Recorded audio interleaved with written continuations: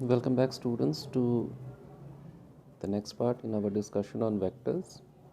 In our previous class, I had told you some properties regarding addition of vectors, subtraction of vectors, and we also studied about resolving a vector into its components along two mutually perpendicular axes. Today we shall be discussing about a very important topic related to vectors, that is product of two vectors. Now, talking about product of two vectors, there are two types. The first one is the scalar product, which is also called the dot product of two vectors. And the other one is the vector product, which is also called the cross product of two vectors. So let's begin with the first one, that is the scalar product or dot product of two vectors. Now, if we assume that the vectors are a vector and b vector, then the scalar or dot product of two vectors a and b, it is represented as a dot b. It is a scalar quantity which is equal to the product of the magnitudes of a and b and the cosine of the smaller angle between them. So if we assume that theta is the smaller angle between a and b, vector a and b, then vector a dot vector b shall be equal to ab cos theta. At this point, I would like to mention one more important thing, that scalar product or dot product of two vectors is also defined as the product of the magnitude of one vector with the magnitude of the component of other vector in the direction of the first vector. So let's quickly discuss the properties.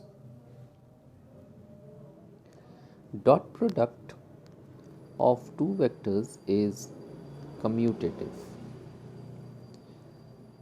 What does that mean? This means that a dot b is equal to b dot a. Now we know that a dot b shall be equal to ab cos of theta. Similarly, b dot a shall be equal to ba cos of theta. Now both of these are just the same. So this means that a dot b is equal to b dot a. Dot product is distributive. This means that a dot b plus c, this shall be equal to a dot b plus b dot c. The third important property is that dot product of a vector with itself gives square of its magnitude. This means that a dot a shall be equal to a into a, and the angle obviously between same vectors will be 0. So cos 0 is 1. So a will give you a square.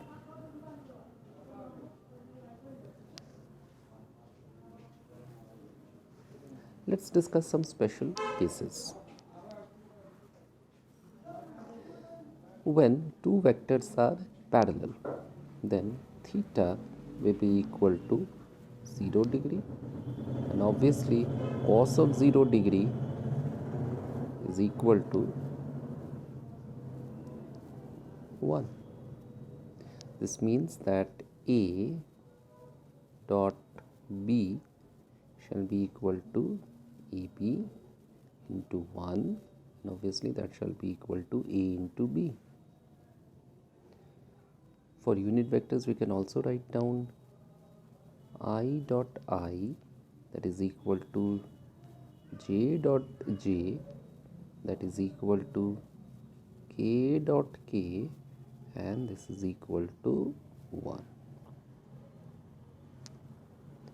The second case, when the two vectors are perpendicular, this means theta is equal to 90 degree and cos of 90 degree is equal to 0. So therefore A dot B will be equal to AB cos of 90, that is 0, and that shall give you an answer as 0.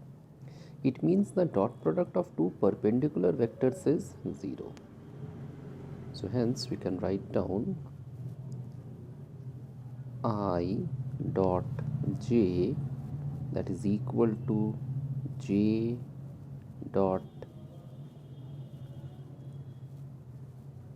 K, and that is equal to K dot I, and ultimately all these are equal to 0. Now these two are important results that you need to remember, because we will be using this while solving some questions. Let's discuss some examples of scalar or dot product.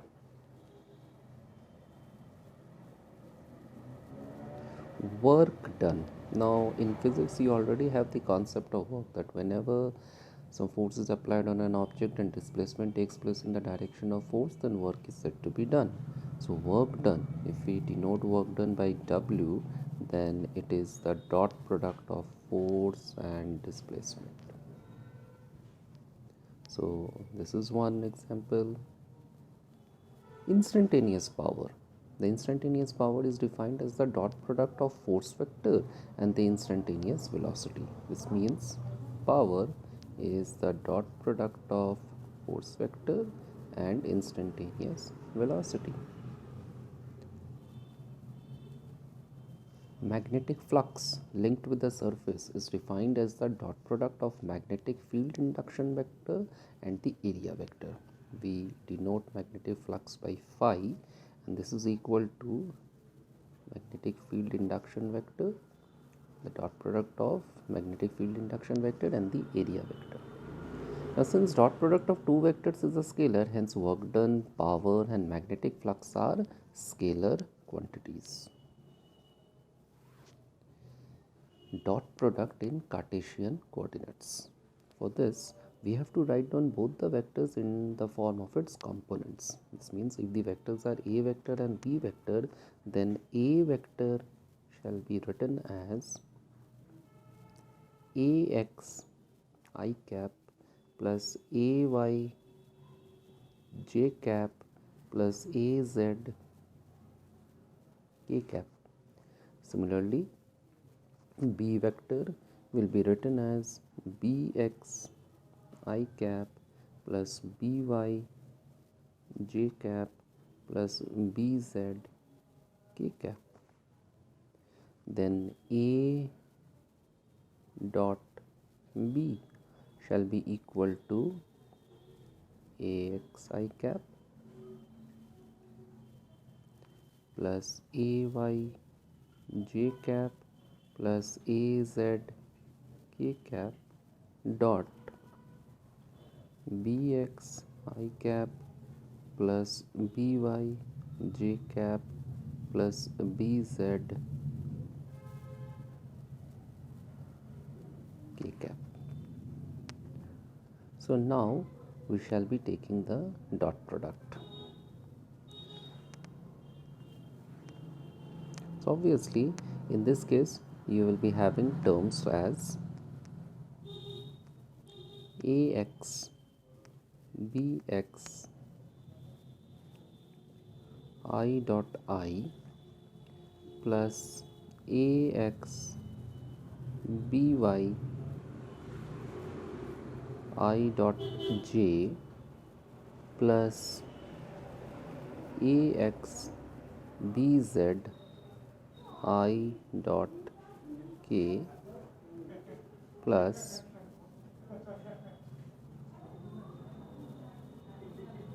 AY BX J dot I plus ax bz I dot k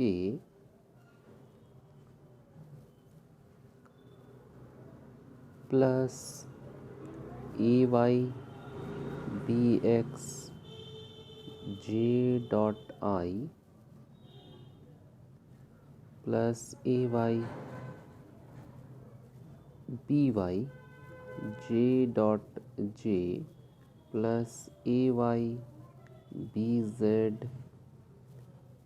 j dot k plus az bx k dot I plus az by k dot j plus az bz k dot k.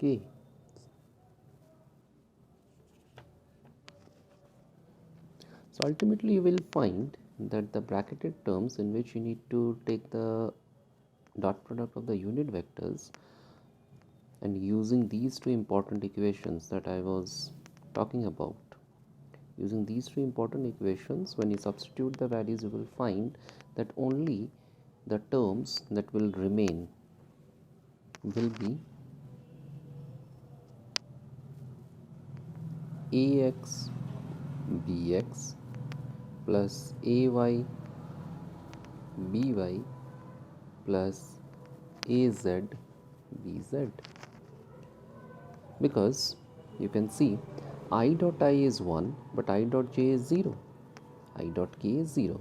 So all the terms having the dot product of mutually perpendicular unit vectors, that will be equal to 0, and similarly for I dot I, j dot j and k dot k, that shall be equal to 1. So I am simply showing you by striking of the terms that shall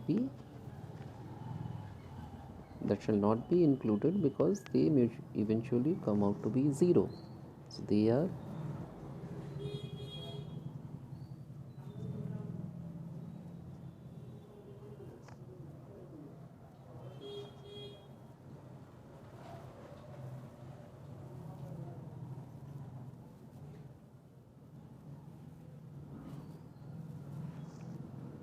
so eventually you are left with these terms. So hence for the Cartesian coordinate system, the dot product will be represented like this. For a better understanding, let us consider a problem. A constant force 2I plus 3J plus 4K Newton produces a displacement of 2I plus 3J plus 4K meter. What is the work done? So straight away we know that work done is equal to force dot displacement. Let's substitute the values. So that will give you 2I plus 3J plus 4K dot 2I plus 3J plus 4K.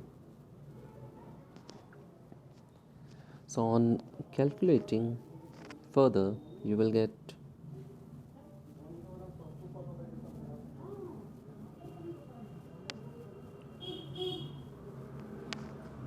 straight away using this expression. So ultimately it turns out to be 4 plus 9 plus 16, that is equal to 29, and since it's work done, so the unit is joule. Now, vector or cross product of two vectors. The vector or cross product of two vectors, again the vectors are a vector and b vector, so it is represented as a cross b. It is read a cross b is a vector. It's a vector quantity whose magnitude is equal to the product of the magnitude of the two vectors and sine of the smaller angle between them. So again, if we assume that theta is the smaller angle between a vector and b vector, then a cross b, that is equal to a vector quantity. Let that vector quantity be c. So a cross b is equal to c, and that is equal to ab sine theta and c cap. Now where C cap is a unit vector in the direction of C vector. The direction of C vector or C cap, that is the vector product of the two vectors, is perpendicular to the plane containing A and B and points in the direction which is either obtained by the right-handed screw rule or right-hand thumb rule. Now just to have a better understanding of these two rules, let me simply zoom it a little bit so that it becomes clear to you.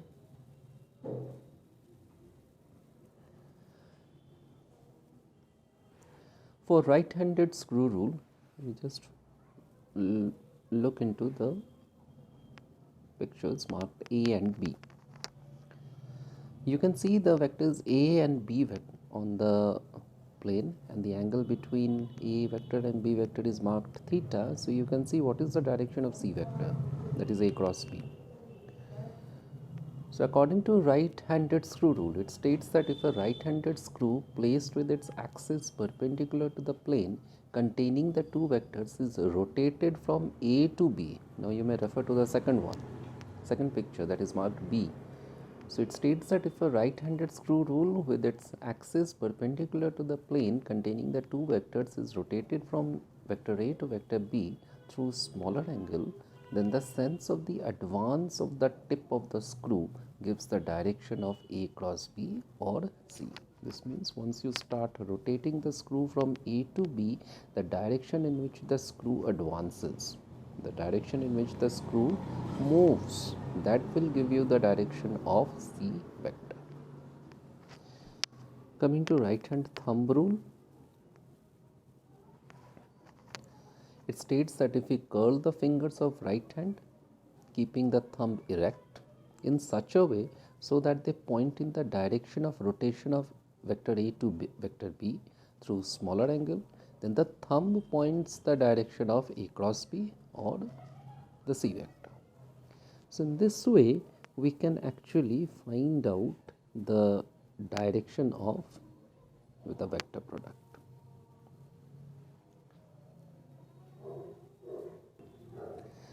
Let's discuss some special cases. Now prior to that, I would like to tell you that the magnitude of vector product of two vectors is equal to the area of the parallelogram whose two sides are represented by two vectors. Now I am talking about the geometrical interpretation. Now it is also equal to twice the area of a triangle whose two sides are represented by the two vectors.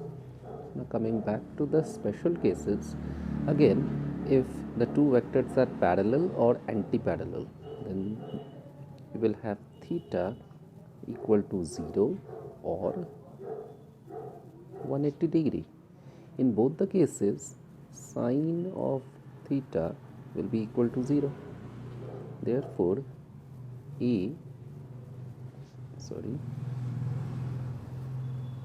cross B, that will be equal to AB, and sine theta is 0 with C cap, it is equal to 0. So we can write down I cross I equal to J cross J equal to K cross K, and that is equal to 0.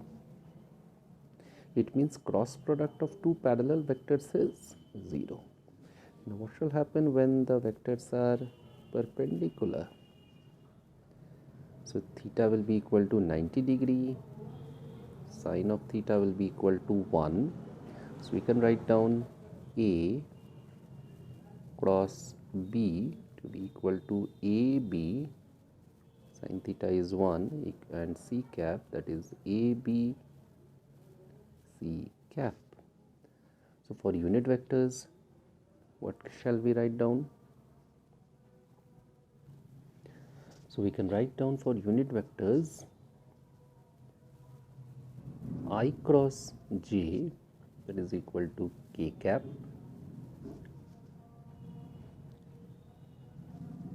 J cross K, that is equal to I cap, and K cross I, that is equal to J cap. Now what shall we write for J cross I? that will be equal to minus k cap. Similarly, k cross j, that will be equal to minus I cap, and I cross k, that will be equal to minus of j cap. Let's discuss the properties. Cross product of two vectors is anti-commutative. Now for this, again you can refer to the picture that is coming on the screen right now. Now this statement means that A cross B is equal to minus of B cross A. Now shall we prove that? Let the two vectors A and B be represented by OP. Now I am just zooming the picture for you so that it becomes clear to you. As I am saying, let the two vectors A and B be represented by OP and OQ in the plane of paper, and angle POQ is equal to theta. Okay, so two vectors A and B be represented by OP and OQ in the plane of paper, and angle POQ is equal to theta.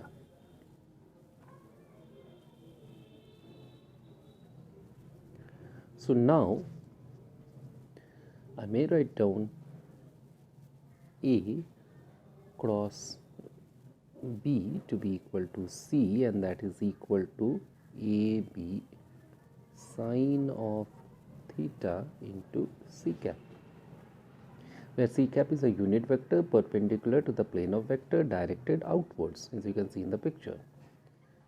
Now what about B cross A?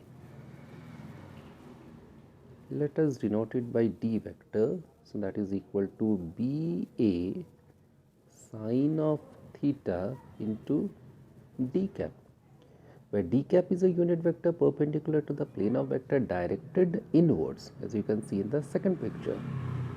Let me zoom it up for you once again. I am talking about this one. Okay.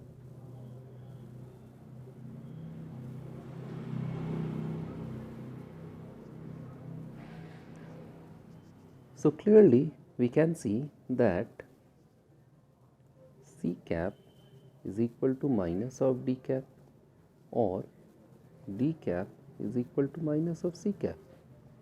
So therefore A cross B is equal to AB sine of theta into C cap, and in place of C cap I may write down AB sine theta into minus D cap.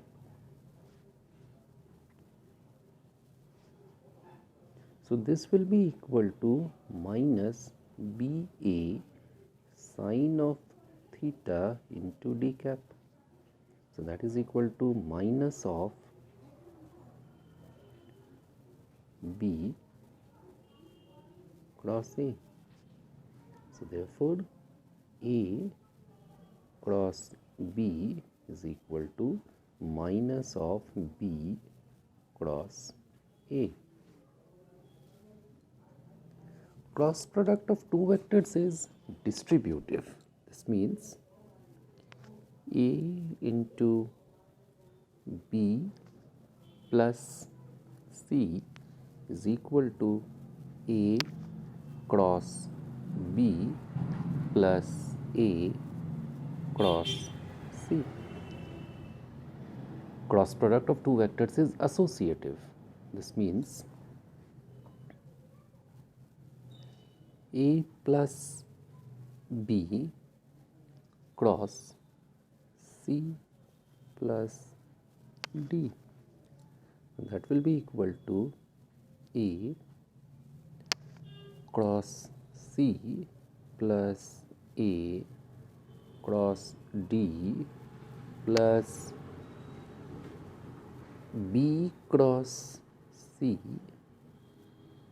plus B cross D.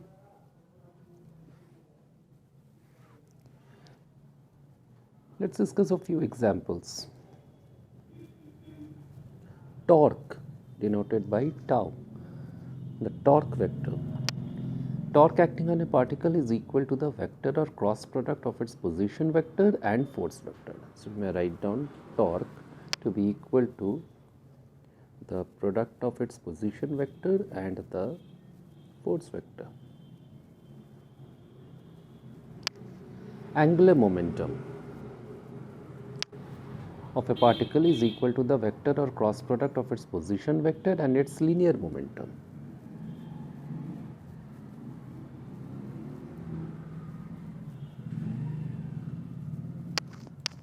Linear velocity of a particle in rotational motion is equal to the vector product of its angular velocity omega and its displacement vector r.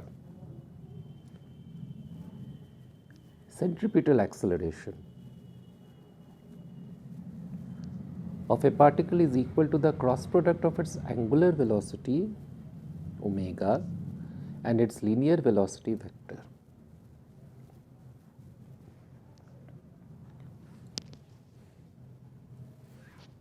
Now cross product in Cartesian coordinates.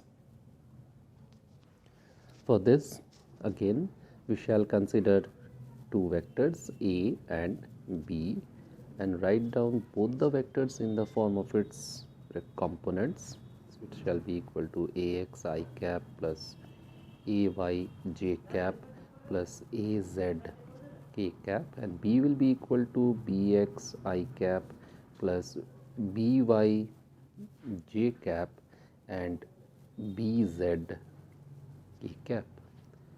Therefore, A cross B shall be equal to ax I cap plus ay j cap plus az k cap cross bx I cap plus by j cap plus bz k cap.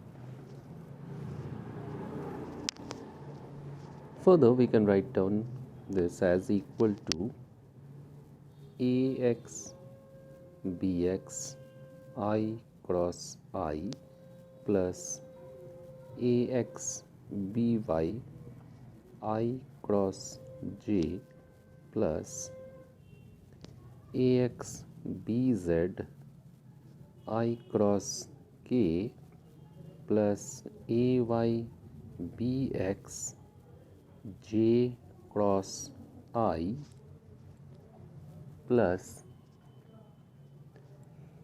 ay by j cross j plus ay bz j cross k plus az bx k cross I plus az by k cross j plus az bz k cross k. Now we shall be using the rules that we have studied regarding the properties of cross product of vectors, in which we studied that I cross I, j cross j and k cross k is equal to 0, I cross j is equal to k, j cross k is equal to I and k cross I is equal to j. So using these rules we shall be obtaining the final result. So what shall we ultimately get? We will get this to be equal to, now I am writing down the result after eliminating those terms which will turn out to be 0. So this will become ultimately equal to ay bz minus a z b y I cap plus az bx minus ax B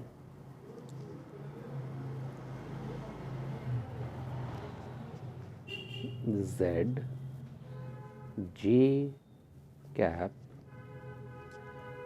plus AX BY minus AY BX K cap. Now this result can be written in the form of a determinant. So we can write down A cross B to be equal to I J K AX AY AZ and then BX BY and BZ. So this is how we write down the cross product of two vectors in Cartesian coordinates.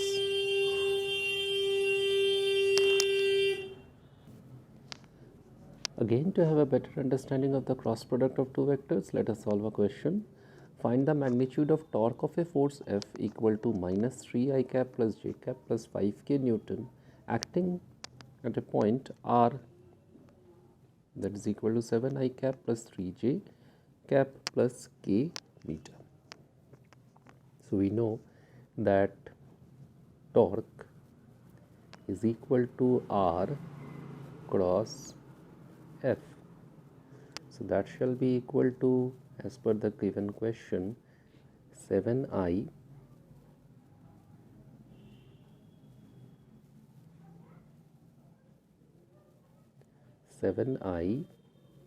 plus 3j plus k cap cross minus 3I plus j cap plus 5k cap. Now, in order to solve this, we have to identify what is AX, AY, AZ and what is BX, BY and BZ. So you can see that in this case AX is 7, AY is 3 and AZ is 1.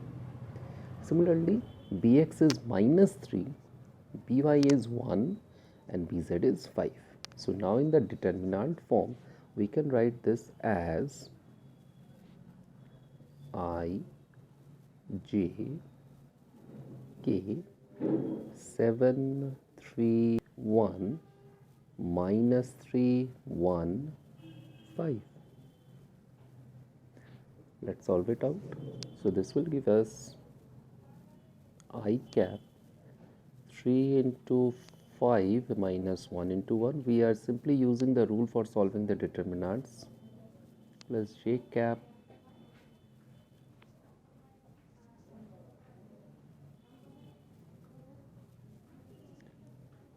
1 into minus 3 minus 7 into 5 and plus k cap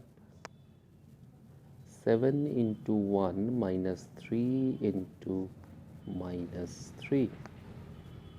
So that will give us 14 I cap minus 38 j cap plus 16 k cap. Now how to find out the magnitude? So therefore magnitude of torque will be equal to under root 14 square plus minus 38 square plus 16 square. So that will be equal to root over 196 plus 1444 plus 256. That will be equal to 43.54 Newton meter. That is the unit for torque. Now you may solve some more questions to have a much better understanding of both scalar product and cross product. Thank you.